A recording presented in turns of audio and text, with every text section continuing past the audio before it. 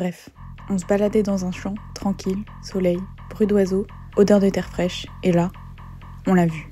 Un truc carré, blanc, qui était tiré par un tracteur, avec des panneaux solaires et des petits pchit-pchit, genre Wall-E, mais qui déteste les Atlantis. Quelqu'un a dit, c'est une tondeuse à glyphosate, on a rigolé, mais pas trop, parce qu'en vrai, on comprenait rien. On s'est approché, c'était silencieux, flippant, mais stylé. Un robot, avec des caméras, des LED et des bus qui pulvérisaient, mais que sur les Atlantis. Pas la culture, pas le sol, juste l'Atlantis. Celle au stade Cotylédon que même ton désherbant classique oublie. Et là, il y a un mec qui descend de son tracteur, le propriétaire du robot. Il a des lunettes de soleil et son robot de pulvérisation ultra localisé. Alors on lui a demandé, c'est quoi ce robot? Il a dit, c'est Ara. Il s'appelait Ara, comme le perroquet, mais lui, il parle pas. Il fait quoi? Il désherbe, mais intelligemment. Il cible, il analyse, il pulvérise en 0,2 secondes. Et là, on s'est dit, c'est une blague? Et puis l'agriculteur nous a expliqué.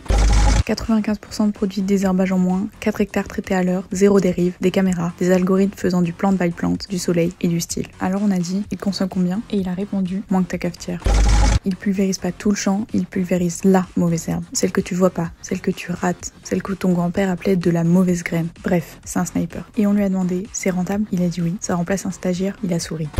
Il nous a dit que ça lui avait fait économiser des tonnes de produits, des centaines d'euros par hectare, et surtout du temps. Et le temps, c'est précieux, surtout quand on est agriculteur. Alors on l'a regardé encore, ce robot, ce bijou, ce pulvérisateur 2.0. Et là on s'est regardé, on s'est pas parlé, mais on a tous pensé la même chose. Faut qu'on en parle à nos parents, ou à notre banquier, ou à notre grand-père. Bref, on a envie d'acheter ce robot.